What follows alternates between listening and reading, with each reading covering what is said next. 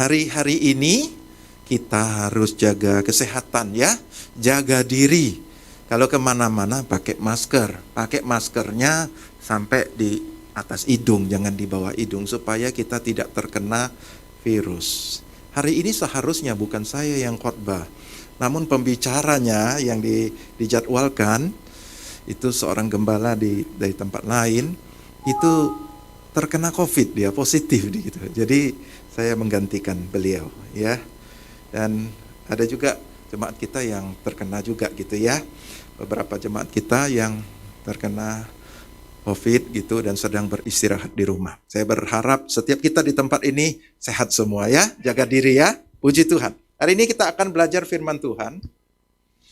Pak Richard, noise. Matiin dia punya itu. Oke, sudah. Hari ini kita akan belajar firman Tuhan. Tema khotbah saya adalah hidup yang mengandalkan Tuhan. Mari kita buka Alkitab kita di dalam Yeremia pasal 17 ayat 5 sampai 8. Yeremia pasal 17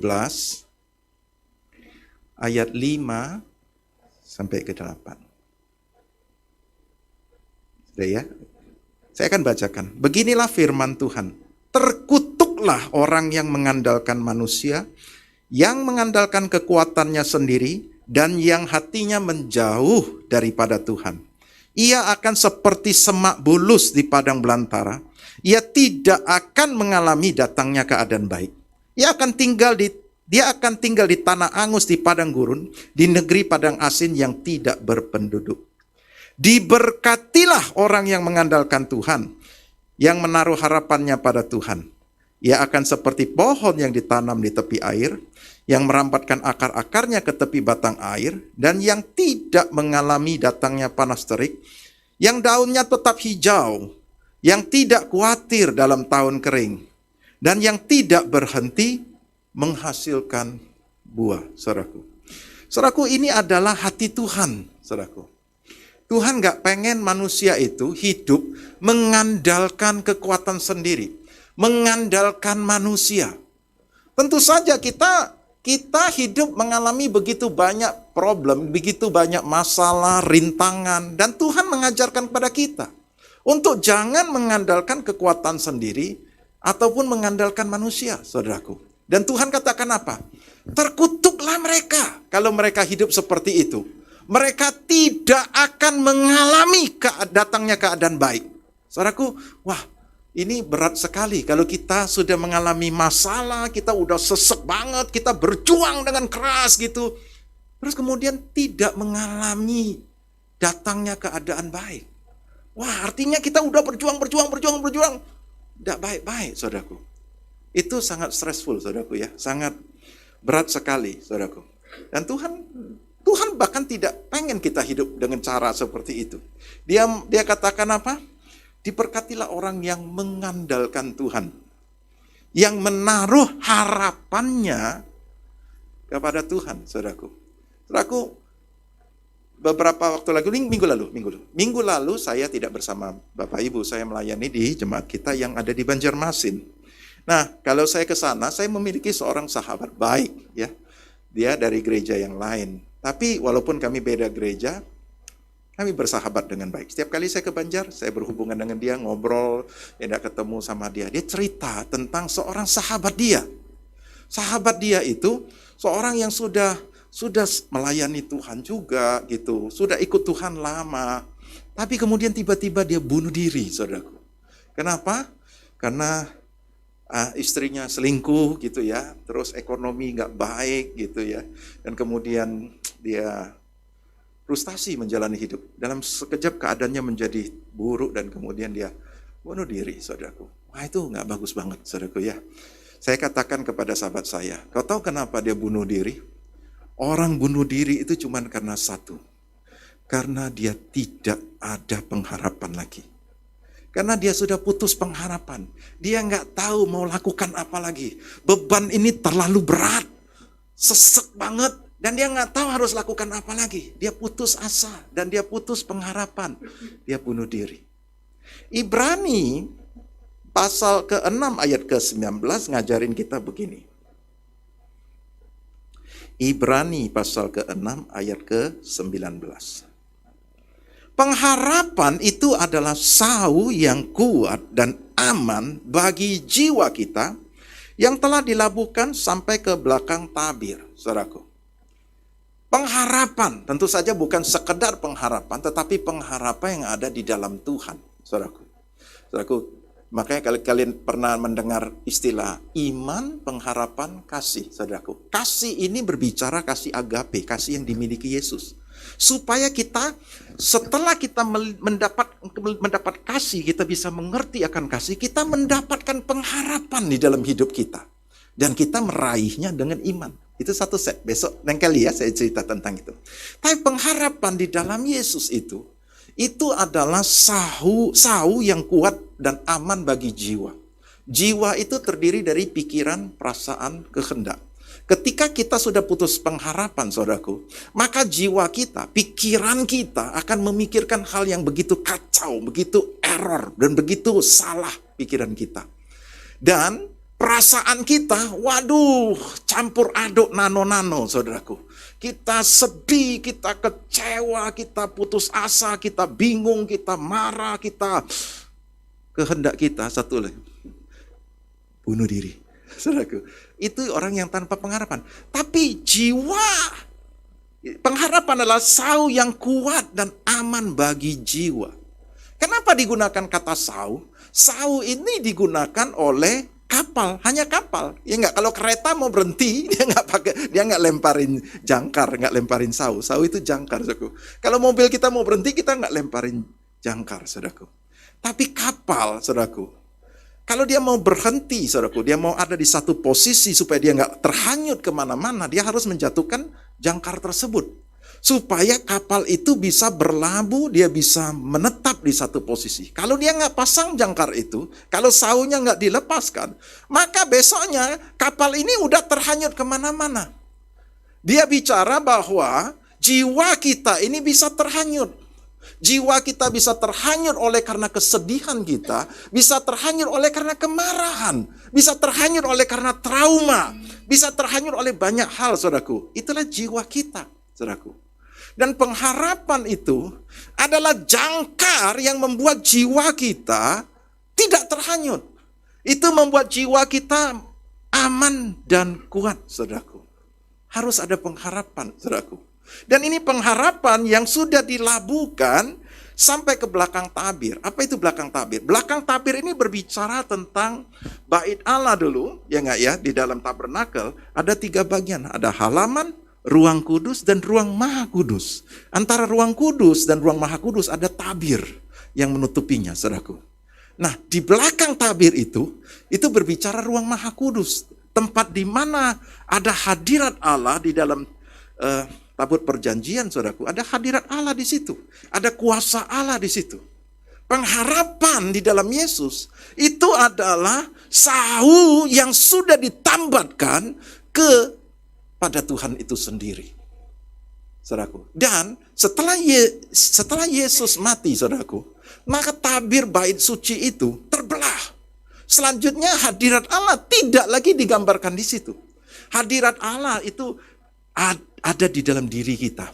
Tuhan katakan, tidak tahukah kamu bahwa tubuhmu adalah bait Allah?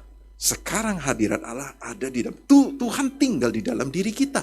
Dan ketika kita memiliki pengharapan, itu kita terkoneksi, tersambung dengan Tuhan yang akan membuat jiwamu aman dan kuat. Sehingga kau tidak terhanyut oleh karena masalah yang sedang kau hadapi, kesedihanmu, kekecewaanmu, kemarahanmu, apapun itu, saudaraku, kebingungan, frustasi, depresi, apapun yang kau alami oleh jiwamu, itu tidak akan terhanyut karena kau memiliki pengharapan di dalam Yesus. Yang mengerti katakan amin. Nah, saudara, Tuhan katakan di dalam masalah yang kau sedang hadapi, jangan mengandalkan kekuatanmu sendiri. Kau perlu bersandar kepada Tuhan. Kau perlu menaruh pengharapanmu di dalam Tuhan. Amin, saudaraku. Saudaraku, pada mulanya ketika Tuhan menciptakan manusia, Tuhan menciptakan manusia tidak untuk mengandalkan kekuatan sendiri. Waktu Tuhan menciptakan manusia, saudara nanti baca sendiri ya PR di rumah ya gitu ya.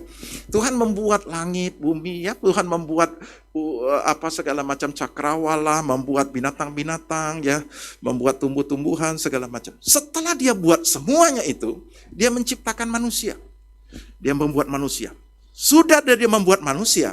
Sebenarnya manusia sudah bisa hidup di dunia yang diciptakan, bumi yang diciptakan oleh Tuhan kan? Karena Tuhan sudah menciptakan semuanya, Tuhan ciptakan manusia, sudah bisa hidup.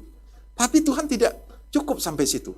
Setelah dia menciptakan manusia, Alkitab mengajarkan kepada kita, dari baca sendiri di Kejadian pada pasal 2, Tuhan kemudian menciptakan Taman Eden.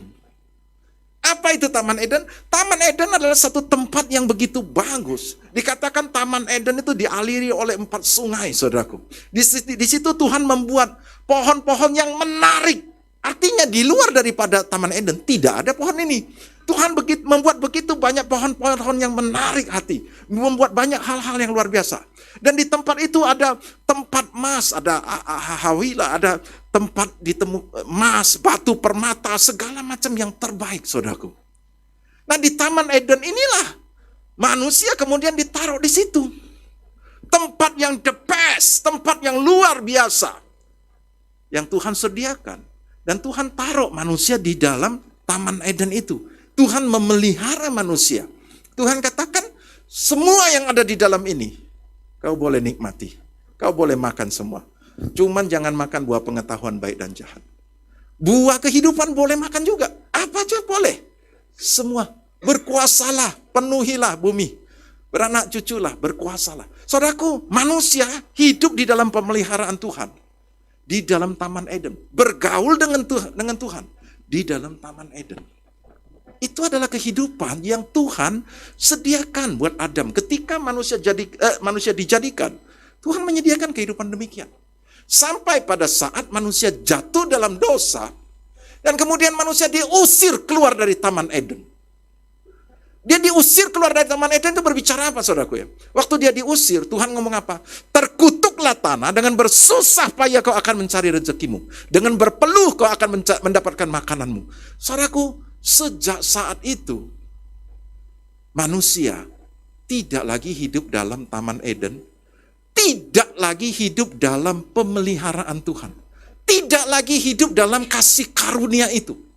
Manusia diusir dan disuruh hidup dengan bersusah payah. Dengan bersusah payah kau akan cari rezekimu. Dengan berpeluh kau akan dapat makananmu.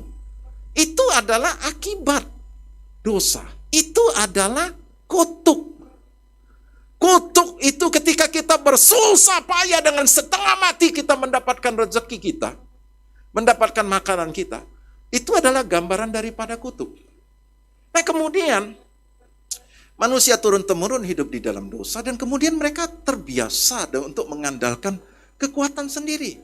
Terbiasa, manusia makin pintar untuk bisa mengandalkan kemampuan dia, saudaraku. Nah saudaraku, dan itu bukanlah hati Tuhan. Sehingga Tuhan berbicara di dalam Yeremia 17. Aku gak suka kamu mengandalkan kekuatanmu sendiri. Aku gak suka kamu mengandalkan manusia. Aku mau kau mengandalkan aku. Kau bersandar sama aku. Kau menaruh pengharapanmu kepadaku. Kalau kau menaruh pengharapanmu kepadaku, kau bersandar kepadaku, kau akan seperti pohon yang ditanam di tepi aliran air. Yang akarnya akan merambat ke tepi batang air. Artinya kau tidak akan kekurangan air, kau akan mengalir. Seperti Taman Eden yang dialiri oleh 4 sungai, tidak akan kekurangan air, saudaraku. Yang tidak pernah takut akan panas. Daunmu akan tetap hijau, tidak akan takut panas, saudaraku. Dan kau akan selalu menghasilkan buah. Itu kalau kau bersandar sama aku. Tapi kalau kau mengandalkan kekuatanmu sendiri, kau gak akan mengalami hari yang baik. Itu adalah gambaran daripada kutuk. Hari ini kita harus mengerti. Kalau kita hebat, kalau kita cerdas, kalau kita punya kemampuan, punya keahlian, kita punya modal, kita punya apapun, saudaraku. Ingat baik-baik.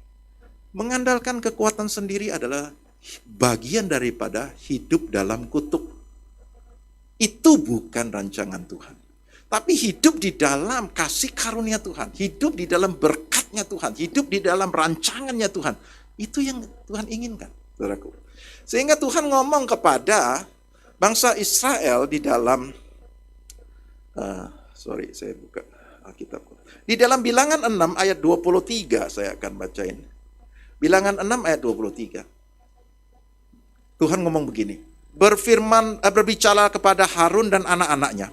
Beginilah harus kamu memberkati orang Israel. Katakanlah kepada mereka, Tuhan memberkati engkau dan melindungi engkau. Tuhan menyinari engkau dengan wajahnya dan memberi engkau kasih karunia.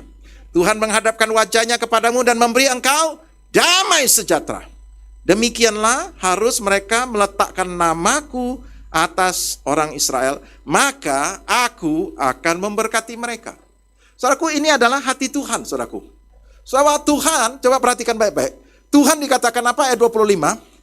Tuhan memberkati engkau. Yang pertama, Tuhan itu pengen memberkati kita. Seperti dia memberkati Adam dan Hawa, setelah dia menciptakan, dia taruh di Taman Eden, dia memberkati mereka, saudaraku. Dia memberkati apapun yang dikerjakan oleh Adam dan Hawa, itu akan diberkati.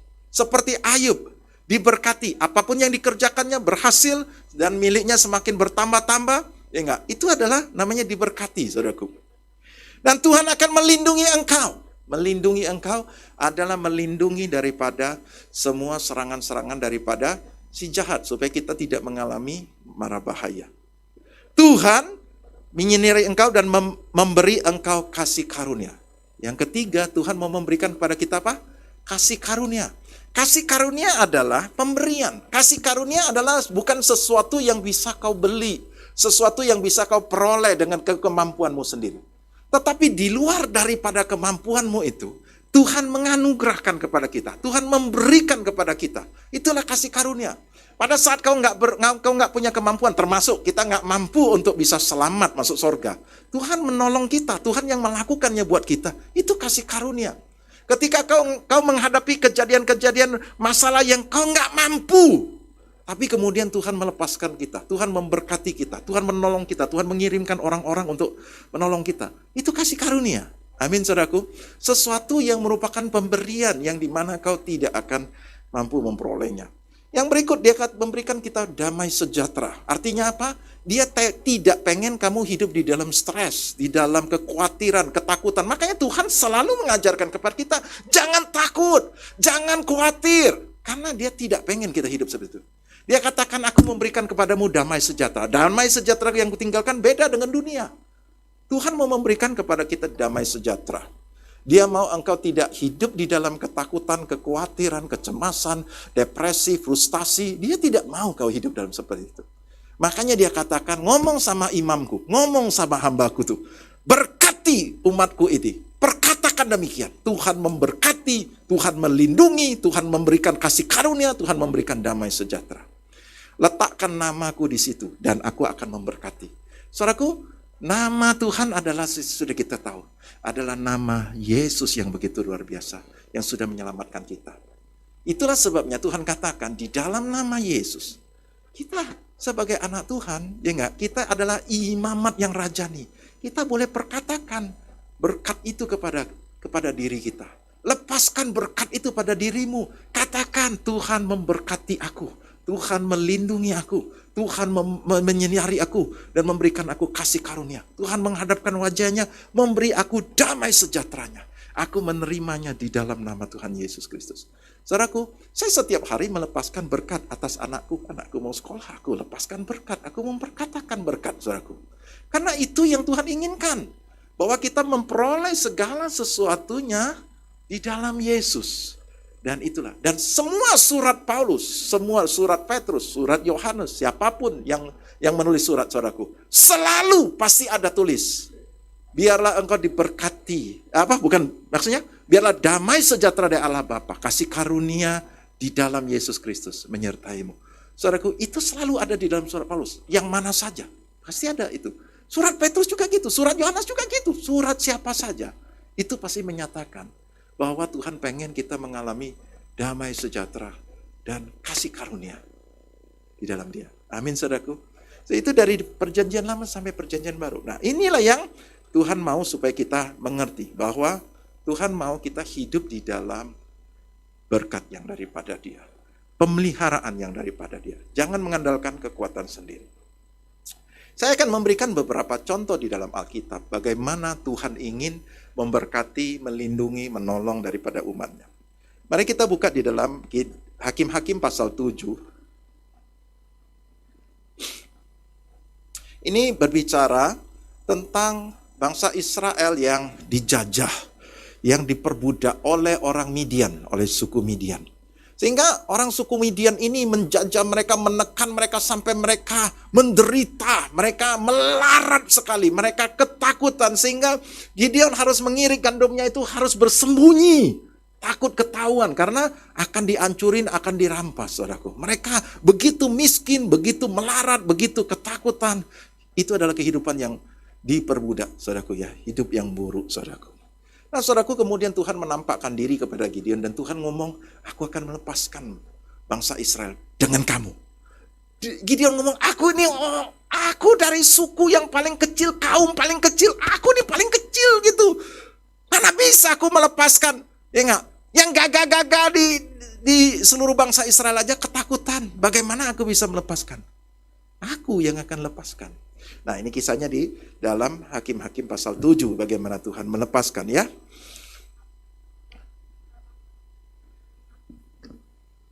Ayat 1. Adapun Yerubbaal, itulah Gideon, bangun pagi-pagi dengan segala rakyat yang bersama-sama dengan dia. Lalu mereka berkemah dekat mata air Harod. Perkemahan orang Midian itu ada di sebelah utaranya dekat bukit More di lembah. Berfirmanlah Tuhan kepada Gideon, terlalu banyak rakyat yang bersama-sama dengan engkau itu daripada yang ku kehendaki untuk menyerahkan orang Midian ke dalam tangan mereka. Jangan-jangan orang Israel memegah-megahkan diri terhadap aku sambil berkata tanganku sendirilah yang menyelamatkan aku. Saudaraku, Gideon dari suku terkecil ini entah bagaimana sanggup mengumpulkan orang-orang yang ada di Israel yang dijajah, yang ketakutan ini. Entah bagaimana dia sanggup mengumpulkannya. Ya enggak? Ada juga yang bisa mau datang gitu ya, berkumpul. Dan Tuhan ngomong, kebanyakan ini. Totalnya ada 32.000 saudaraku yang berkumpul. Kebanyakan ini nih, ya enggak? Jangan-jangan nanti ada yang ngomong bahwa kekuatan tanganku sendirilah yang melepaskan aku. Ya enggak? Tanganku sendirilah yang menyelamatkan aku. Jangan-jangan ada yang ngomong kayak gini. Saudaraku, Tuhan pengen menyelamatkan bangsa Israel. Tapi Tuhan tidak mau ada di dalam pikirannya bangsa Israel bahwa mereka mengandalkan kekuatan mereka sendiri. Dan mereka dalam hati mereka berpikir bahwa ini aku loh yang menyelamatkan. Ini aku loh berhasil, saudaraku. Kalau nanti berhasil, mereka akan sombong seperti itu. Karena mereka berpikir, aku, saudaraku. Itu hal yang pertama. Artinya Tuhan gak pengen ketika Tuhan sedang mau bekerja untuk melepaskan dari masalah, untuk memberkati, saudaraku, dia gak pengen ada di dalam pikiran kita adalah kita mengandalkan kekuatan sendiri.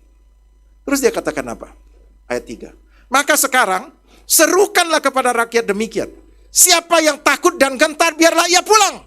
Hanya dari pegunungan Gilead.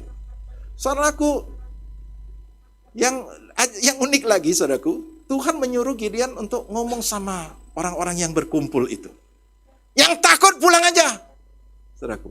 Walaupun mereka sudah berkumpul, ya enggak, tapi mereka enggak begitu percaya kepada Gideon. Siapa Gideon ini? Orang yang enggak terkenal punya gini. Dari suku yang terkecil, kaum yang terkecil, tiba-tiba ngumpulin orang, mau ngajak kita melawan orang Midian. Apakah kita enggak dibantai sama orang Midian? Ini apa-apaan ini? Ya enggak. Dan apa yang terjadi ketika ditanya yang takut biar pulang aja sudah? Ternyata yang pulang itu 2/3. Dari 32.000 orang, 22.000 orang pulang. Saudaraku, ada dua hal. Yang pertama adalah ketika kita mengandalkan kekuatan sendiri, kita berpikir tanganku yang menolong aku. Tuhan enggak pakai. Yang kedua adalah ketika kita takut, kita nggak percaya Tuhan sanggup menolong. Kita khawatir kita bakal dibantai. Kita khawatir kita bakal kalah, saudaraku. Kita nggak percaya akan penyertaan Tuhan, pertolongan Tuhan, saudaraku, Tuhan juga nggak akan tolong, saudaraku. Hari ini kita belajar bersama, ketika Tuhan mau menolong kita, satu hal, bukan dengan kekuatanku Tuhan, dengan kekuatanmu. Dan apapun yang keadaannya, aku memang sudah nggak mampu Tuhan. Aku mau percaya sepenuhnya kepadamu. Engkau yang akan berperang bagi kami. Saudaraku, akhirnya yang tersisa itu adalah, lalu pulanglah 22.000 orang rakyat itu dan tinggallah 10.000 orang. Tetapi Tuhan berfirman kepada Gideon, masih terlalu banyak. Suruhlah mereka turun minum air, maka aku akan menyaring mereka bagimu di sana. Siapa yang kufirmankan kepadamu, itulah orang yang akan pergi bersama-sama dengan engkau. Dialah yang akan pergi bersama-sama dengan engkau. Tetapi barang siapa yang kufirmankan kepadamu, inilah orang yang tidak akan pergi bersama-sama dengan engkau, dialah yang tidak akan pergi. Lalu Gideon menyuruh rakyat itu turun minum air. Dan berfirmanlah Tuhan kepadanya, barang siapa yang menghirup air dengan lidahnya seperti anjing menjilat, haruslah kau kumpulkan tersendiri. Demikian juga semua orang yang berlutut untuk minum air. Jumlah orang yang menghirup dengan membawa tangannya ke mulut ada 300 orang. Tetapi yang lain daripada itu semuanya berlutut minum air, saudaraku. Nah, saudaraku, Tuhan ngomong kebanyakan 10.000. Nanti aku saring ya, aku saring. Nah, ini ada penyaringan daripada Tuhan. Nah, Tuhan ngomong apa? Kamu suruh orang kumpulin, suruh minum air di sungai situ. Nanti kau akan lihat, aku akan tunjukin sama kamu, gitu. Kau akan lihat, nanti ada orang-orang yang berlutut dan minum air seperti anjing menjilat. Jadi dia berlutut ya. Nggak usah deh, kotor. Pokoknya seperti anjing menjilat. Itu adalah yang pertama. Yang golongan yang kedua adalah orang yang berlutut dan kemudian mengambil air dengan tangannya. Dia berlutut begini. Ya enggak? Jadi ada dua. Dan ternyata entah bagaimana hari itu dalam saringan itu, ada 9.700 orang. Tiba-tiba minum air seperti anjing menjilat. Bukan bawa airnya pakai tangan ke mulut, tapi begini. Cuman 300 yang berlutut ambil air pakai tangan ke mulut, saudaraku. Aneh ya? Kalau saya berpikir, kalau saya turun situ, saya jelas akan berlutut pakai tangan lah kita minum gitu. Masa kita pakai kayak gaya anjing? Ya enggak? Faktanya hari itu ada 9.700. Oke. Dan itu adalah saringan. Sisanya adalah 300. Yang sudah pakai yang minum pakai tangan ini. 300, saudaraku. Dengan 300, saudaraku, mereka mengalahkan orang Midian. Jumlahnya 135.000 orang. Dengan 300 mengalahkan 135.000. Saudaraku, Tuhan itu tidak penting berapa yang kau miliki. Dia tidak penting. Apapun yang ada padamu, seberapa banyak, sekecil apa, sesedikit apapun, dia sanggup tolong kita. Bahkan tanpa apapun yang kau miliki, dia juga sanggup tolong kita. Amin, saudaraku. Walaupun 300, dia bisa menghabiskan 135.000 orang-orang Midian, saudaraku. Ini adalah bagaimana Tuhan menolong, dan dia tidak menghendaki kekuatan kita. Dia mau menunjukkan kekuatannya. Dia mau menunjukkan bahwa kalau engkau bersandar kepada dia, engkau mengandalkan dia, kau nggak perlu khawatir tentang berapa banyak yang kau punya. Dia akan menolongmu. Dia akan memberikan kita kemenangan. Amin, saudaraku. Itu yang contoh pertama di dalam Alkitab yang kita bisa lihat. Contoh berikut, saudaraku. Di dalam 2 Tawarik pasal 14, mulai dari ayat 2.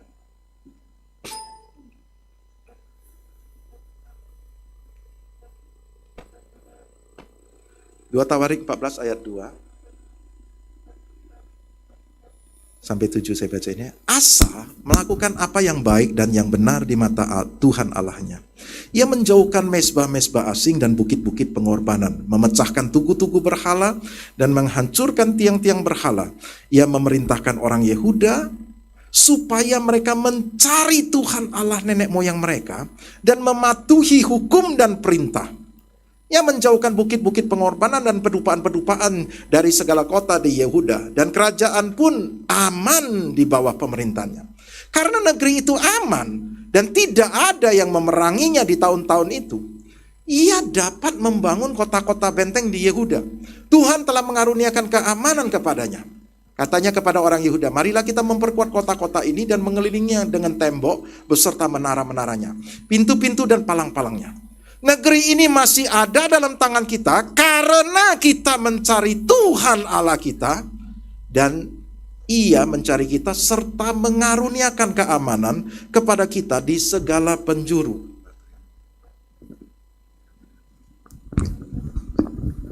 Maka mereka melaksanakan pembangunan itu dengan berhasil. Sampai situ dulu, saudaraku. Asa ini kemudian jadi raja, saudaraku. Dan dia melakukan apa yang benar di mata Tuhan. Saudaraku, penting sekali untuk kita hidup dan melakukan apa yang benar di mata Tuhan. Saudaraku, apa yang dia lakukan? Dia menjauhkan bukit pengorbanan, memecahkan tugu berhala. Dan ayat 4, dia memerintahkan supaya mereka mencari Tuhan. Saudaraku, di dalam kehidupan mereka waktu itu yang begitu buruk, saudaraku, Asa memerintahkan rakyatnya apa? Mencari Tuhan. Mencari Tuhan Allah nenek moyang mereka dan mematuhi hukum dan perintah. Saudaraku, ketika kita di dalam kesesakan seperti Asa, satu hal yang perlu kita lakukan, kita mencari Tuhan dan kita mencari kebenaran firman-Nya. Amin, saudaraku. Dan dikatakan apa? Karena negeri itu aman, tidak ada yang memeranginya. Ia dapat membangun kota-kota benteng di Yehuda. Tuhan telah mengaruniakan keamanan kepadanya. Saudaraku, Tuhan mengaruniakan keamanan kepadanya. Sehingga negeri itu aman, tidak perlu berperang. Saudaraku, ini adalah sesuatu kondisi yang baik. Dia katakan apa? Karena di negeri aman tidak ada perang, dia dapat membangun kota-kota benteng di Yehuda. Ayat 7 dikatakan apa? Marilah kita memperkuat kota-kota. Saya baca di ayat B-nya. Negeri ini masih ada dalam tangan kita karena kita mencari Tuhan Allah kita dan Dia mengaruniakan keamanan kepada kita di segala penjuru. Maka mereka melaksanakan pembangunan itu dengan berhasil. Saudaraku, saya mau kasih tahu. Banyak orang mengharapkan, mungkin ada khotbah-khotbah yang agak miring juga. Mereka berkata gini, mau pengen mujizat besar? Harus siap menghadapi masalah besar. Pernah dengar kayak gitu? Saya mau kasih tahu. Yes, kalau kau mengalami keadaan yang begitu buruk, masalahmu begitu besar, dan kemudian engkau dipulihkan, itu adalah mujizat besar. Yes, betul. Tetapi lebih baik lagi, kalau kamu sepanjang hidupmu, kau tidak mengalami masalah, tidak ada peperangan. Ngerti nggak, saudaraku? Kenapa? Karena peperangan itu menghabiskan energi kita. Peperangan itu menghabiskan waktu kita. Peperangan itu bikin kita stres. Peperangan itu membuat kita kehabisan sumber daya kita. Walaupun kita menang. Ngerti nggak? Orang yang berperang, coba sekarang. Eropa, itu lagi ada perang. Ukraina sama Rusia, saudaraku. Sekali ada perang. Saudara tahu, saya biasa trading di dalam mata uang, saudaraku. Euro terhadap USD itu dulu 1,3 banding 1. Artinya euro itu lebih mahal 30%. Sekali ada perang, cang, gitu, saudaraku. Mulai dari pandemi plus perang lagi, saudaraku. Itu euro langsung. Sekarang euro terhadap USD 1 banding 1. 30% drop, saudaraku. Itu adalah sesuatu yang sangat amat menakutkan kalau mata uang suatu negara itu drop. Apalagi itu mata uang 10 negara, saudaraku. Euro itu. 10 negara jadi satu mata uang. Itu drop 30%. Itu negara itu kolaps, saudaraku ya. Benar-benar parah. Kenapa, saudaraku? Karena mata uangnya turun. Itu perang, saudaraku. Perang itu menghabiskan sumber daya. Perang itu menghabiskan energi, saudaraku. Perang itu menghancurkan, saudaraku. Dan Tuhan katakan, karena karena nggak ada perang, mereka bisa membangun kota mereka. Nggak ada perang. Uangnya, energinya, waktunya dipakai untuk pembangunan negara mereka. Asa katakan, kau tahu kenapa kita masih ada? Karena kita cari Tuhan. Dan Dia karuniakan keamanan. Sehingga kita nggak ada perang. Sehingga kita bisa membangun. Ayo kita membangun, saudaraku. Saudaraku, karena nggak ada perang, kau nggak perlu, bayangkan kalau kehidupan saudara, wah kau bergumul untuk masalah sakit penyakitmu, wah habisin duit begitu banyak, kau bergumul lagi masalah keluargamu, kamu bergumul lagi masalah bisnismu, kamu bergumul lagi, stres, kita bisa bunuh diri. Kenapa? Karena hidup dalam peperangan terus. Tetapi Tuhan mau mengaruniakan keamanan buat kita, supaya kita nggak perlu berperang, supaya kau punya energi, waktu, sumber dayamu, kau bisa pakai untuk hal yang positif. Membangun kehidupanmu menjadi lebih baik. Amin, saudaraku. Nah, itu yang Tuhan karuniakan kepada mereka. Tuhan karuniakan keamanan karena Asa melakukan hal yang baik. Dia mencari Tuhan Allahnya. Dia memerintahkan seluruh rakyatnya. Cari Tuhan. Dan hidup sungguh-sungguh dengan firman-Nya, saudaraku. Dan apa yang terjadi? Itu yang terjadi, saudaraku. Kita lanjut ayat ke-8-nya. Satu kali pasukan Ethiopia mau menyerangnya, saya bacainnya. Pasukan-pasukan Asa yang dari Yehuda, Asa itu dari Yehuda ya.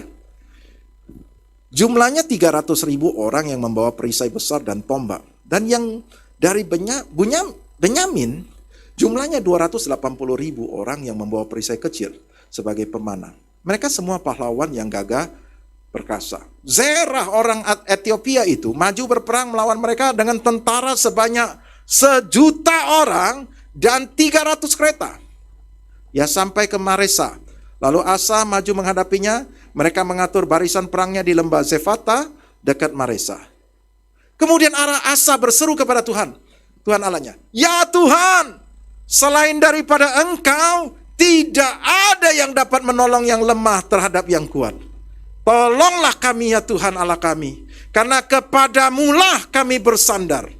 Dan dengan namamu kami maju melawan pasukan yang besar jumlahnya itu. Ya Tuhan Engkau Allah kami, jangan biarkan seorang manusia mempunyai kekuatan untuk melawan Engkau. Dan Tuhan memukul kalah orang-orang Ethiopia itu di hadapan Asa dan Yehuda. Orang-orang Ethiopia itu lari lalu dikejar oleh Asa dan laskarnya sampai ke Gerar. Dari orang-orang Ethiopia itu amat banyak yang tewas sehingga tidak ada yang hidup. Karena mereka hancur di hadapan Tuhan dan tentaranya. Orang-orang Yehuda memperoleh jarahan yang sangat besar. Saudaraku, satu kali Ethiopia mau mengancam mereka dengan 1.000.000 tentara, saudaraku. Apa yang dilakukan Asa? Asa ngomong kepada Tuhan, Tuhan, gak ada yang bisa melepaskan yang lemah dari yang kuat. Hanya Engkau yang sanggup dan kami bersandar kepadamu. Dan kami mau maju dengan namamu. Dan Tuhan mengaruniakan kemenangan, saudaraku. Saudaraku, kita telah memperoleh kemenangan. Ini adalah perjanjian lama. Di dalam perjanjian baru, Yesus telah membebaskan kita dan memberikan kita kemenangan. Dan Tuhan mengajarkan kepada kita, Dia katakan, lawanmu adalah si iblis. Lawanlah dia. Maka dia akan lari daripadamu. Lawanlah dia menggunakan nama Yesus. Amin, saudaraku. Kita memiliki nama Yesus. Dan dikatakan, dengan namamu kami akan maju melawan. Kenapa? Karena Tuhan yang menyertai. Amin. Kami bersandar kepadamu. Firman Tuhan katakan, tunduklah kepada Allah dan lawanlah iblis, maka dia akan lari daripadamu. Amin, saudaraku. Hari ini Tuhan mau memberikan kemenangan kepada kita. Memang Tuhan sudah memberikan kemenangan, tapi kadang-kadang iblis itu usil, dia nakal. Dia mau menipu kita, dia masih mau menyerang kita, seolah-olah kita belum merdeka. Tuhan ngomong apa? Lawan. Lawan dia dalam namaku. Ya enggak? Maka dia akan lari daripadamu. Saudaraku, itu yang terjadi ketika mereka bersandar kepada Tuhan. Walaupun musuh lebih berat. Kenapa? Karena mereka bersandar kepada Tuhan. Nah, Tuhan ajarkan kepada kita. Waktu kau dalam kesesakan, jangan mengandalkan kekuatanmu sendiri. Jangan mengandalkan manusia. biarlah kau mengandalkan aku, biarlah kau bersandar kepada aku. Apapun masalahmu, walaupun engkau kecil, seperti Gideon memandang dirinya kecil. Walaupun pasukanmu cuma 300, musuh begitu banyak. Walaupun pasukannya seperti Ethiopia, jutaan punya. Nggak ada masalah semuanya.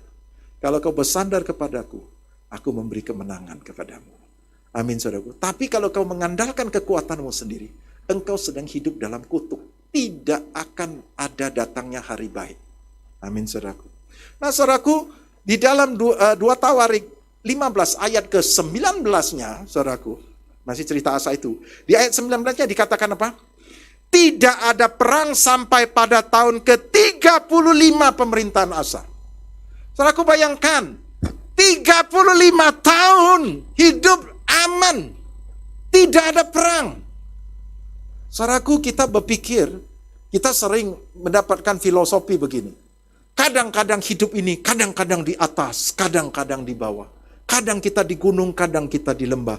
Kadang-kadang kita seperti roller coaster, kadang di atas, kadang di bawah, saudaraku. Begitulah hidup kita. Saudaraku, tetapi firman Tuhan mengajarkan kepada kita bahwa dia bisa mengaruniakan keamanan 35 tahun, gak pernah perang. Gak ada peperangan. Karena nggak ada perang, mereka bisa membangun, mereka hidup dengan damai, mereka menggunakan energi mereka, waktu mereka untuk hal-hal yang positif. Saudaraku, jangan engkau mengharapkan masalah yang berat supaya kau mengalami mukjizat yang besar. Saya mau kasih tahu, mukjizat yang besar adalah kau tidak mengalami masalah. Mukjizat yang besar ketika sepanjang hidupmu tidak ada perang, karena Tuhan mengaruniakan keamanan. Amin, saudaraku. Jangan berpikir bahwa tidak ada perang itu adalah bahwa kita ini nggak disertai Tuhan. No, kalau aku bisa sepanjang hidupku aku tidak masuk rumah sakit, itu adalah mukjizat yang besar. Bayangkan kalau ke setiap bulan kau berkunjung ke dokter terus. Saya dulu pernah ketemu sama jemaat. Dulu ya di Banjarmasin. Itu jemaat setiap bulan dia bawa anaknya ke dokter. Bentar di bulan ke dokter. Mana? Ke dokter. Aku ngomong, kau jangan anggap dokter itu tempat wisata ya, aku ngomong. Itu tidak benar kalau kau tiap bulan ke dokter, ini something wrong, tidak beres. Ya enggak? Masa tiap bulan ke dokter? Dokter itu bukan tempat wisata, aku ngomong tidak benar itu. Ya enggak? Kita harus hidup di dalam kesehatan ilahi. Akhirnya setelah dia mengerti, saya ajarin, dia mematahkan semua kutuk sakit penyakit. No, aku ini sudah merdeka. Dan selanjutnya dia nggak pernah ke dokter lagi. Anaknya nggak pernah ke dokter lagi. Hidup sehat sampai sekarang. Saudaraku, hari ini kita jangan menginginkan untuk hal-hal yang negatif terjadi dan kemudian mengalami. Jangan mengharapkan kau menjadi bangkrut dan kemudian dipulihkan. Harapkanlah bahwa bisnismu aman, semakin berkembang. Tidak perlu bangkrut dan mengalami dipulihkan. Ketika kamu hidup di dalam keadaan tidak ada peperangan, itu sudah kasih karunia yang limpah daripada Tuhan. Itu pemeliharaan Tuhan loh. Makanya kita harus menyadari, kalau saya setiap pagi, saya nggak bohong, setiap pagi ketika saya bangun, saya buka mata, sudah pagi. Tuhan, terima kasih Tuhan. Aku tidur nyenyak sekali sepanjang malam. Kalau aku bisa tidur nyenyak, itu kasih karunia. Ada orang nggak bisa tidur, bangun-bangun terus, saudaraku. Betul nggak? Tapi kalau kita bisa tidur nyenyak, itu kasih karunia. Kalau kita bisa hidup damai, hidup di dalam pemeliharaan Tuhan, hidup tidak banyak peperangan, saudaraku, itu adalah pemeliharaan Tuhan. Amin, saudaraku. Kita harus mengucap syukur, saudaraku. Saya masuk ke dalam cerita yang terakhir. 2 Tawarik 16, itu ayat ke-19 kan? Pasal berikutnya. 2 Tawarik 16-nya, ayat pertama. Pada tahun ke-36 pemerintahan Asa, majulah Baesa Raja Israel hendak berperang melawan Yehuda.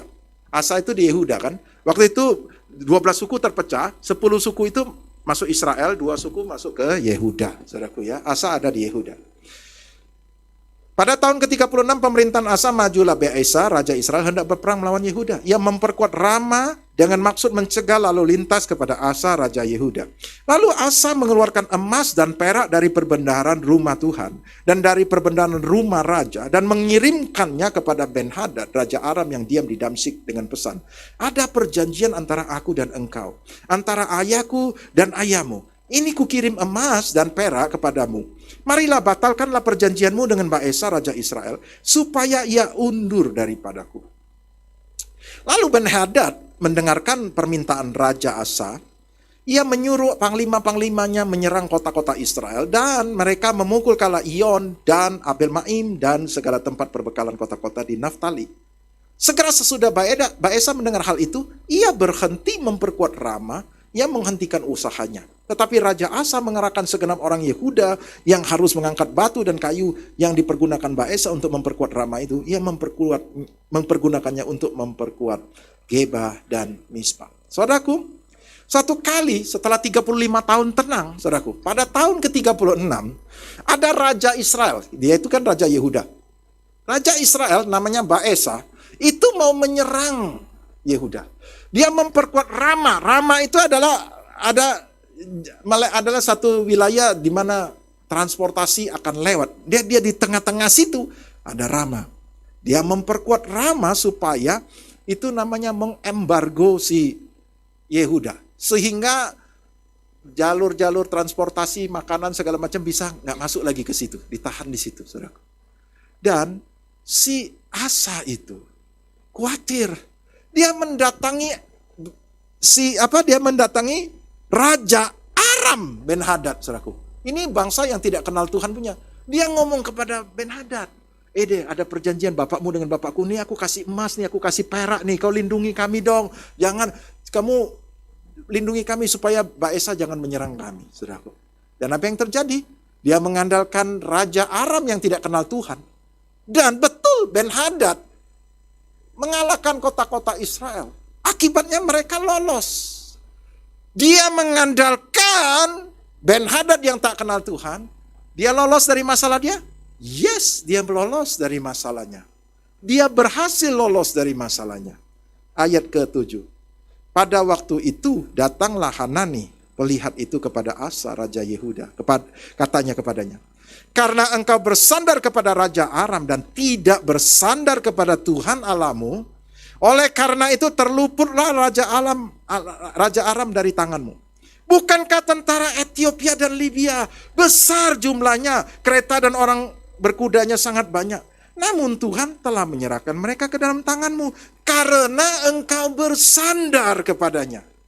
Karena mata Tuhan menjelajah seluruh bumi untuk melimpahkan kekuatannya kepada mereka yang bersungguh hati terhadap dia.